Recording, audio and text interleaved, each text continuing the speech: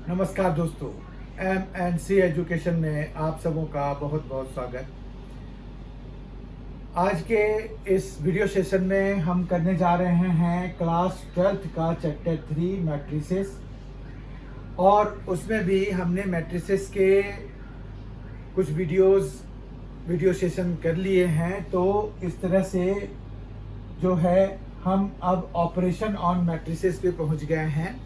तो आज के इस वीडियो सेशन में हम ऑपरेशन ऑन मैट्रिसेस करेंगे। हमने इंट्रोडक्शन, जो कंसेप्ट इन्वॉल्व होता है मैट्रिसेस में, और टाइप्स ऑफ मैट्रिसेस हमने, साथ में इक्वलिटी ऑफ टू मैट्रिसेस और उसका रिप्रेजेंटेशन, ये सभी हमने लास्ट वीडियो में किया था। तो आज जो है उसके आगे काम करेंगे। आज के वीडियो में हम जो है ऑपरेशन ऑन मैट्रिसेस करने जा रहे हैं।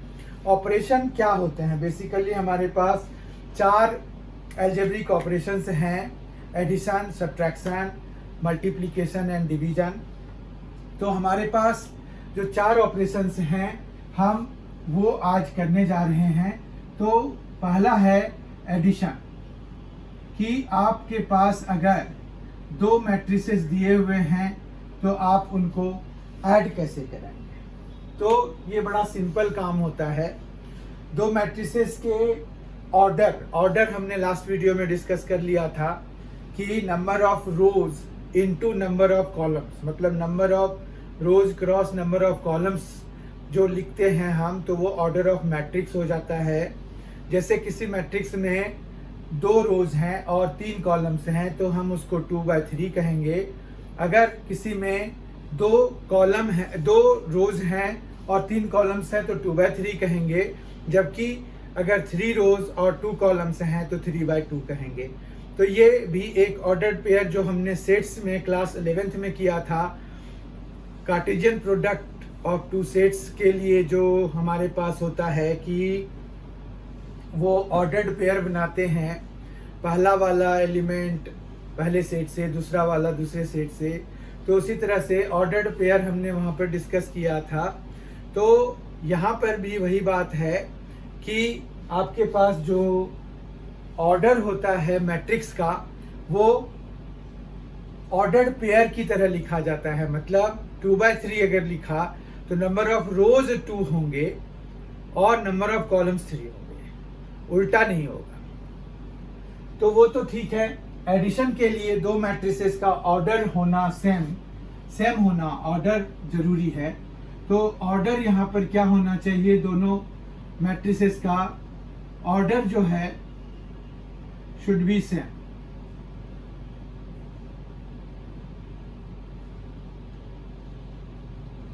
तभी हम 2 मैट्रिसेस को ऐड कर पाएंगे, नहीं तो नहीं कर पाएंगे। ठीक है, तो इतना तो ठीक है, ऑर्डर हमारा सेम होना चाहिए। अब मान रखिए कि हमने 2 मैट्रिसेस ले लिया। Let A is equal to, यहाँ पर है XY U V। तो इसको अगर हमें एक दूसरा मैट्रिक्स ले लिया B मैट्रिक्स, उसमें हमारे पास है 1 4 -2 3। तो ये जो है, अगर हमें A + B निकालना है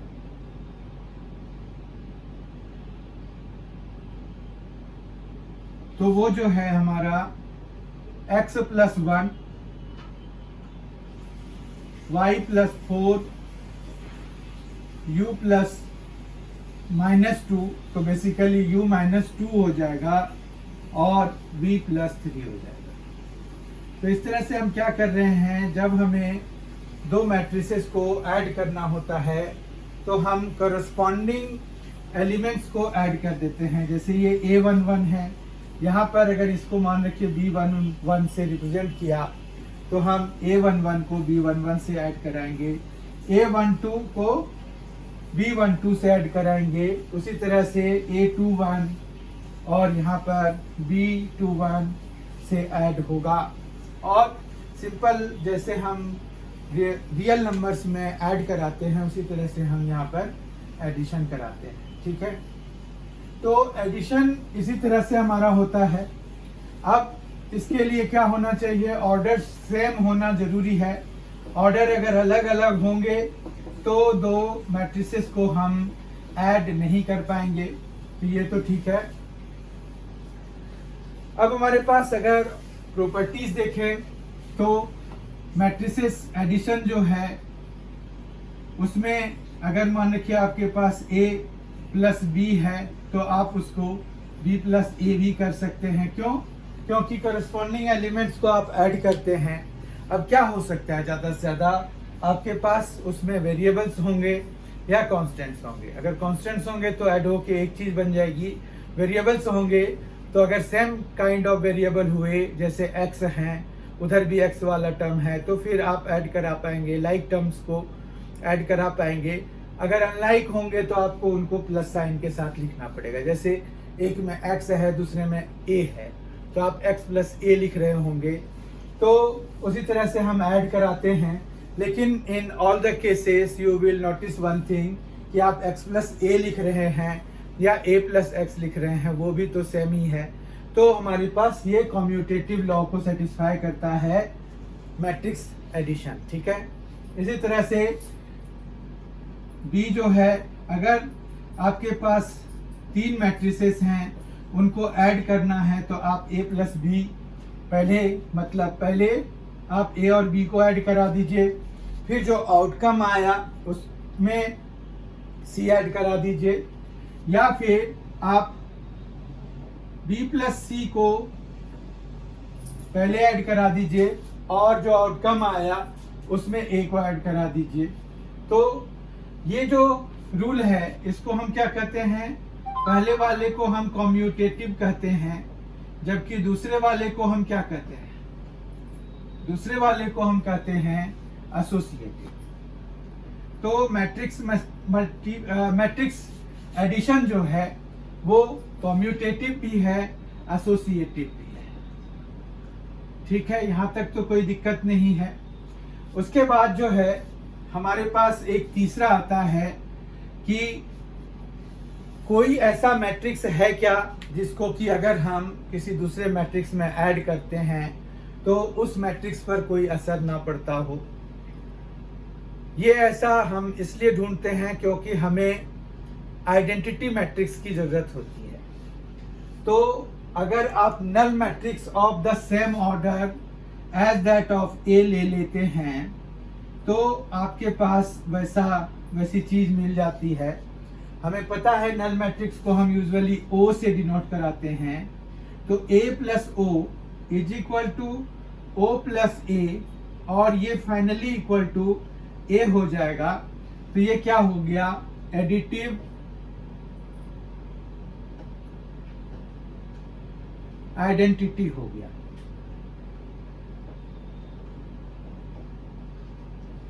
एडिटिव आइडेंटिटी एग्जिस्ट करता है किसी भी मैट्रिक्स के लिए, खाली हमें ये ध्यान रखना होता है कि जो भी वहां पर होगा, जिस भी ऑर्डर का मैट्रिक्स होगा, उसी ऑर्डर का हमें नल मैट्रिक्स लेना पड़ेगा एज इट्स एडिटिव आइडेंटिटी, ठीक है। तो एडिटिव आइडेंटिटी हो गया। फिर हम एडिटिव इनवर्स की बात करें अगर, तो एडिटिव इनवर्स में क्या होगा, माइनस A जो है वो additive inverse is additive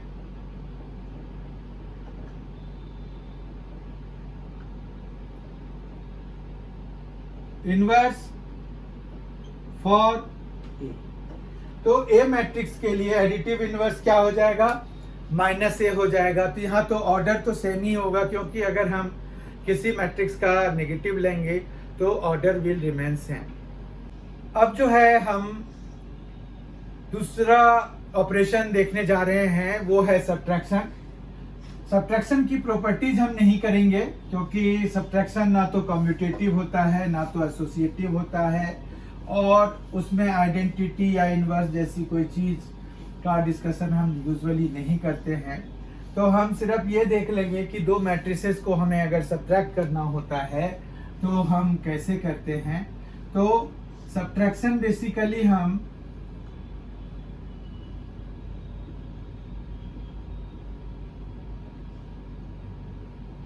subtraction में भी हमें जो है मेनली यही बात है कि जब आपको दो मैट्रिसेस का सब्ट्रैक्शन करना होगा तो उनके ऑर्डर सेम होने चाहिए।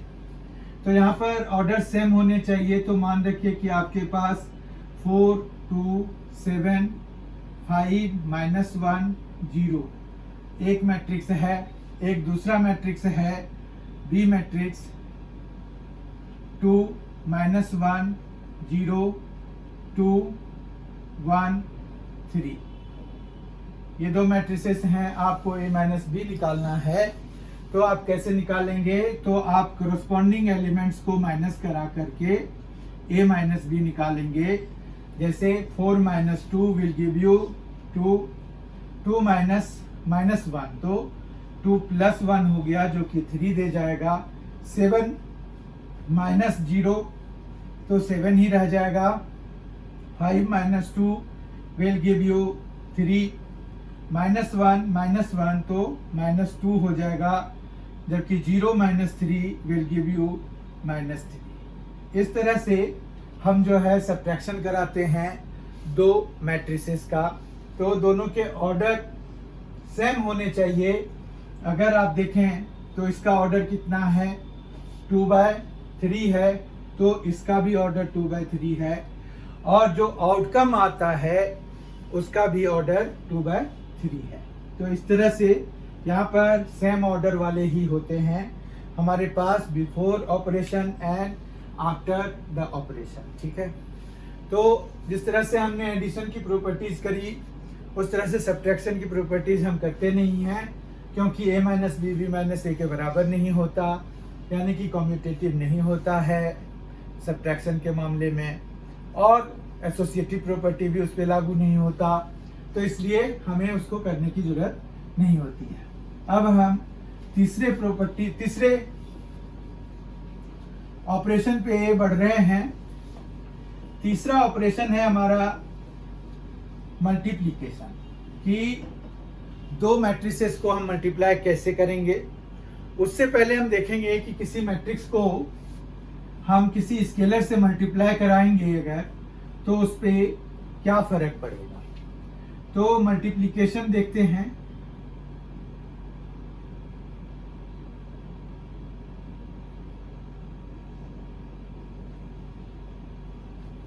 मल्टीप्लिकेशन में अगर आप कोई मैट्रिक्स लेते हैं, मान रखिए A, आपने लिया है 2 3 -1 5 3 -2, तो ये जो है 3/2 एक मैट्रिक्स है। इसको अगर आप किसी कांस्टेंट से, कांस्टेंट को हम स्केलर कह देते हैं, और जब आप किसी स्केलर से मैट्रिक्स को मल्टीप्लाई करा रहे हैं तो हम लिखते हैं कि multiplication of a matrix bye a scalar. तो यहाँ पर अगर मान रखिए कि हमने के एक स्केलर लिया, ए मैट्रिक्स को हमने इस के से मल्टीप्लाई करा दिया, तो यहाँ पर क्या आएगा 2k 3k -k 5k 3k and -2k। ठीक है, क्या हो रहा है आप देख सकते हैं कि each and every element of matrix A is getting multiplied with that scalar. तो यहाँ पर मल्टीप्लिकेशन बाय अ स्केलर में हमें मैट्रिक्स के सारे एलिमेंट को उस स्केलर से मल्टीप्लाई कराना पड़ता है। अब हम देखते हैं कि अगर हमारे पास दो मैट्रिसेस हैं तो उसमें क्या खास बात होनी चाहिए जिसके बाद हम उन दोनों को आपस में मल्टीप्लाई करा पाएंगे। मतलब मैट्रिक्स, दो मैट्रिसेस को मल्टीप्लाई कराने के लिए प्रायर रिक्वायरमेंट क्या है। तो उससे पहले हमें दो मैट्रिसेस को मल्टीप्लाई कराने का तरीका आना चाहिए। तो इसमें बेसिकली हमारे पास क्या होता है कि हम पहले वाले मैट्रिक्स में रो वाइज बढ़ते हैं, ठीक है, और दूसरे वाले मैट्रिक्स में हम कॉलम वाइज मल्टीप्लाई कराते हैं। तो नतीजा ये होता है कि आपके पास यहाँ पर जैसे जितने भी कॉलम्स होंगे उतने जो है यहाँ पर रोज होने चाहिए, क्योंकि ये इससे मल्टीप्लाई होता है, ये इससे मल्टीप्लाई होता है और ये इससे मल्टीप्लाई होता है, और फिर बीच में बाय डिफॉल्ट जो है जो आउटकम आता है हम प्लस साइन लिखते हैं। ठीक है, इस चीज को हम अभी देखेंगे। तो यहाँ पर क्या हुआ कि जब मान रखिए कि हमारे पास इसमें जो है सिर्फ 3 रोज हैं और एक ही कॉलम है, तो भी ये मल्टीप्लिकेशन पॉसिबल है। जब ये हो जाएगा पहले रो का काम, तो आप दूसरे रो पे बढ़ेंगे, इस एलिमेंट को लेंगे और फिर आप इससे मल्टीप्लाई कराएंगे, फिर इस वाले को लेंगे, इससे मल्टीप्लाई कराएंगे, इसको लेंगे, इससे मल्टीप्लाई कराएंगे, और बीच में जैसे प्लस लिखा था वैसे ही प्लस लिखेंगे। ठीक है, तो अब अगर मान रखिए कि हमारे पास इसमें तीसरी रो नहीं है तो भी कोई दिक्कत नहीं है। मतलब यहाँ पर इस पहले वाले मैट्रिक्स में नंबर ऑफ कॉलम्स इंपॉर्टेंट हैं, दूसरे वाले में नंबर ऑफ रोज इंपॉर्टेंट है। जब हम मल्टीप्लाई करा रहे हैं तो पहले वाले मैट्रिक्स का मतलब जो हम मल्टीप्लिकेशन में लेफ्ट साइड में लिखेंगे उसका नंबर ऑफ कॉलम्स जो राइट साइड में मैट्रिक्स लिखेंगे उसके नंबर ऑफ रोज के बराबर होना चाहिए। तो प्रायर रिक्वायरमेंट आपको ये मैप अगर आप ध्यान रख पाए तो बहुत अच्छी बात है, नहीं तो आपको पूरी चीज ही ध्यान रखनी पड़ेगी। तो हम इसमें देखते हैं कि प्रायर रिक्वायरमेंट अब हमने देख लिया कि क्या है। प्रायर रिक्वायरमेंट ये हो गया कि number of columns of first matrix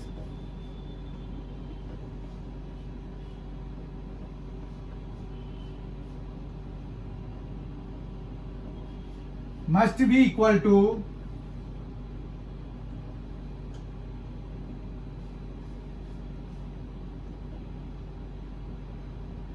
number of rows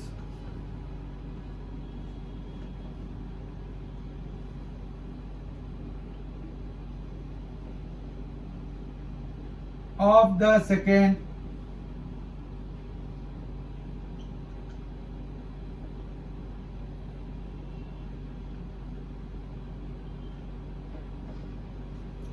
matrix.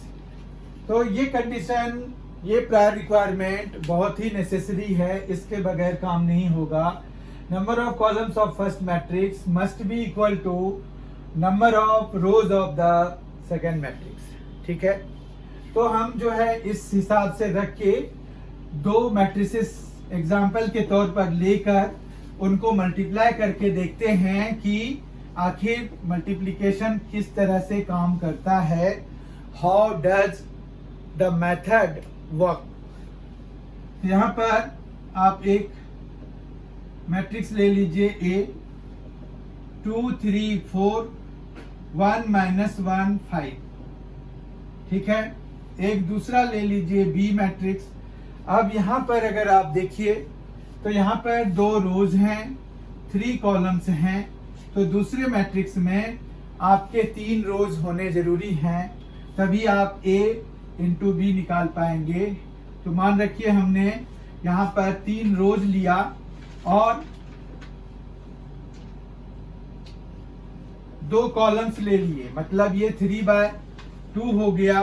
तो आपका A इंटू B यहाँ पर पॉसिबल है कि नहीं, तो आप डिसाइड कीजिए। देखिए A इंटू B यहाँ पर पॉसिबल है, क्योंकि A का जो नंबर ऑफ कॉलम्स है वो 3 है और B का जो नंबर ऑफ रोज है वो 3 है। तो ये दोनों मैच कर रहे हैं, इसलिए A भी पॉसिबल है। ठीक है, अब ये मेथड किस तरह से काम करता है वो देखते हैं। तो यहाँ पर आपको 2 मतलब ये पहला एलिमेंट लेना है और इसको इसके पहले एलिमेंट से मल्टीप्लाई कराना है, तो ये आ जाएगा 4। ठीक है, फिर आप इसमें इधर को जाएंगे और इसमें आप इधर को जाएंगे, मतलब ये लेफ्ट से राइट जा रहे हैं फर्स्ट मैट्रिक्स में, और सेकेंड मैट्रिक्स में हम ऊपर से नीचे की तरफ आ रहे हैं। ठीक है, तो यहाँ पर 2 इंटू 2 हो गया। अब ये 3 जो है ये 1 से होगा मल्टीप्लाई, तो 3 इंटू 1 तो 3 आ जाएगा। फिर this 4 will get multiplied with this 0। ठीक है, तो 4 इंटू 0 तो 0 हो गया। तो इस तरह से हमारे पास यहाँ पर क्या हुआ, 4 प्लस 3 और प्लस में 0 आ गया। ठीक है, इनको सॉल्व करके हम लिखेंगे। फिर अब क्या हुआ कि आपने फर्स्ट रो को फर्स्ट कॉलम से मल्टीप्लाई करा दिया। अब जो है यहां तक हम पहुंच गए, एंड तक, इसमें भी एंड तक पहुंच गए। अब हम इसी रो को फिर दूसरे कॉलम के एलिमेंट से करस्पॉन्डिंगली मल्टीप्लाई कराएंगे और यहां पर लिखेंगे। ठीक है, तो यहां पर देखिए कैसे आएगा, क्या आएगा, 2 विल गेट मल्टीप्लाइड विद 1, ये 2 और ये 1, तो 2 इंटू 1 विल गिव अस 2। फिर हमारे पास this 3 will get multiplied with -1, तो ये -3 हो जाएगा। और 4 into 2 will give us 8। Remember, यहाँ पर जब आप मल्टीप्लाई कराते हैं दो एलिमेंट्स को, by default plus comes in between, पर अगर वो मल्टीप्लिकेशन के बाद माइनस आ रहा हो, जैसे हमारे पास 3 इंटू -1 -3, तो हम यहाँ पर -3 लिख देंगे। ठीक है, ये तो इजी है, इजी टू अंडरस्टैंड। फिर हमारे पास अब क्या हुआ कि ये रो और ये लास्ट इधर कॉलम भी एग्जॉस्ट हो गया। तो अब जो है हम दूसरे रो पे जाएंगे और we will do the similar thing, यानी कि दूसरे रो के पहले एलिमेंट को यहाँ पर पहले कॉलम के पहले एलिमेंट से मल्टीप्लाई कराएंगे, मतलब इस 1 को इस 2 से मल्टीप्लाई कराएंगे, तो 1 इंटू 2 विल गिव अस 2।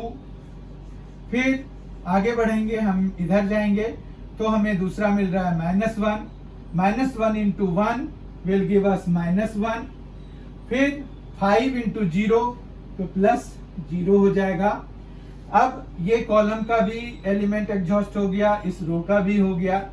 तो अब हम इसी रो को, सेकेंड रो को अब सेकेंड कॉलम से मल्टीप्लाई कराएंगे और हमें ये मिलेगा, फोर्थ एलिमेंट इसका मिल जाएगा, या कहिए कि सेकेंड रो का सेकेंड एलिमेंट मिलेगा जब आप सेकेंड रो को सेकेंड कॉलम के एलिमेंट से करस्पॉन्डिंगली मल्टीप्लाई कराएंगे और ऐड कराएंगे रेस्पेक्टिवली।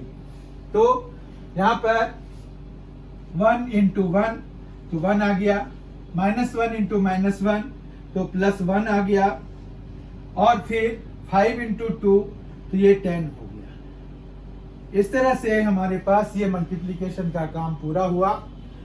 अब इनको सॉल्व करके हमें लिखने का काम है। तो यहाँ पर देखिए कि क्या आ रहा है, 4 + 3 7 आ रहा है, तो यहाँ 7 लिख देंगे।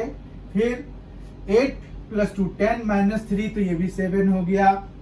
ये 2 - 1 तो 1 हो गया, और 10 + 2 तो 12 हो गया। तो इस तरह से हमारा ये मैट्रिक्स मल्टीप्लिकेशन हो गया A इंटू B।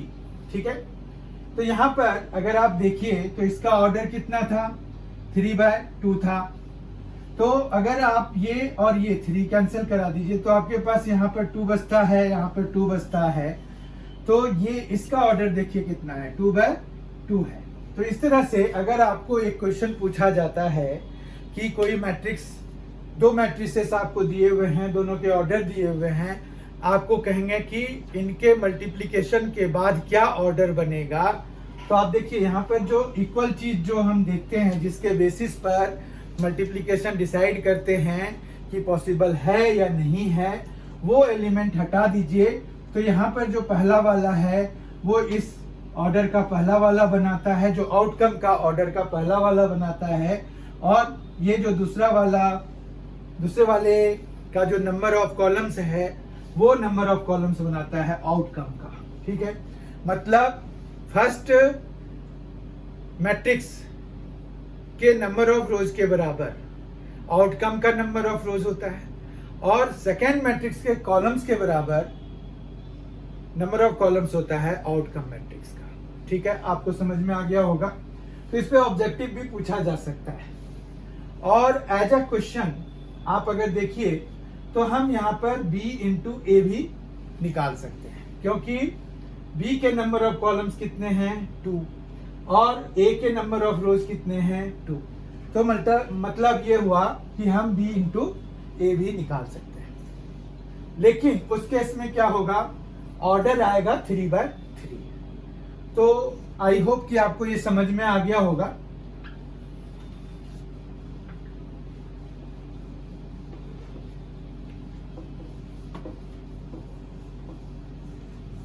तो जिस तरह से हमने एडिशन के लिए प्रॉपर्टीज देखी थी, उसी तरह से हम यहाँ पर देखते हैं। तो हमें जो है ये पता चलता है, पहले हमने स्केलर मल्टीप्लिकेशन किया था। तो मान रखिए कि आपने L प्लस M को मल्टीप्लाई कराया किसी मैट्रिक्स A से, तो आप इनको अलग से लिख सकते हैं LA प्लस MA। ठीक है, ये भी एक प्रॉपर्टी हो गया हमारे पास। और अगर मान रखिए L और यहाँ पर 2, तो इन दोनों को ऐड करा करके आप L से मल्टीप्लाई करा लीजिए, या फिर L इंटू A अलग लिखिए और L इंटू B अलग लिखिए। तो ये तो प्रॉपर्टीज हो गया किसका, जब हम किसी मैट्रिक्स को एक स्केलर से मल्टीप्लाई कराते हैं उसकी ये प्रॉपर्टीज हो गई। ठीक है, पर अगर हम दो मैट्रिसेस को मल्टीप्लाई करा रहे हैं तो उसकी प्रॉपर्टीज हम अभी देखते हैं कि उसमें क्या क्या हो सकता है, क्या क्या नहीं हो सकता है। अभी जैसे हमने डिस्कस किया, ए बी हमारा निकला, बी ए निकल गया, दोनों के ऑर्डर अलग अलग थे। ए बी का ऑर्डर 2/2 आया।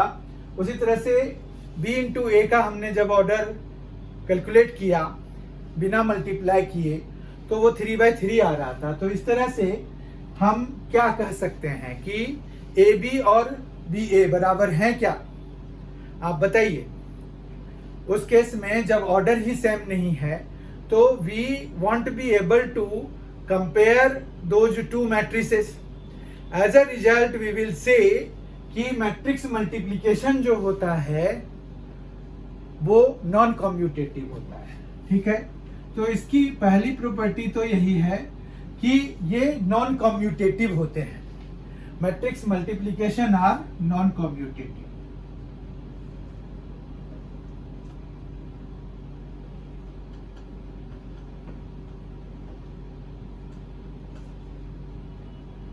नॉन कम्यूटेटिव का तो यही मतलब हुआ कि A B is not equal to B A. पर ये इन जनरल वाली बात है। कुछ एक सिचुएशन में, जो कि जैसे जैसे हम मैट्रिसेस पढ़ते जाएंगे तो हमें पता चलेगा कि मैट्रिक्स मल्टीप्लिकेशन जो है उन सब स्पेशल केसेस में कम्यूटेटिव भी होते हैं। ठीक है, तो नॉन कम्यूटेटिव होते हैं इन जनरल।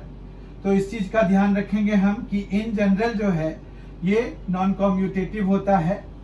फिर बी जो है ये एसोसिएटिव होता है कि नहीं। आप सोचिए, अगर कोई मैट्रिक्स, मतलब दो मैट्रिसेस को हमने मल्टीप्लाई कराया तो वो कम्यूटेटिव नहीं है, तो क्या वो एसोसिएटिव हो सकता है? बिल्कुल हो सकता है। क्यों? क्योंकि एसोसिएटिव प्रॉपर्टी डिफरेंट है, कम्यूटेटिव प्रॉपर्टी डिफरेंट है। तो एसोसिएटिव होते हैं, ये मैट्रिक्स मल्टीप्लिकेशन एसोसिएटिव होते हैं।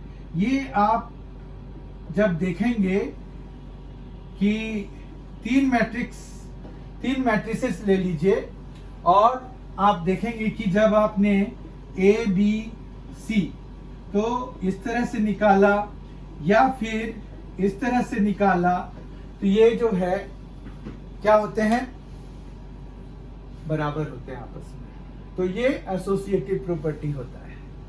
फिर हमारे पास यहाँ पर आइडेंटिटी एलिमेंट एग्जिस्ट करता है। तो आइडेंटिटी एलिमेंट इसका होता है। ठीक है,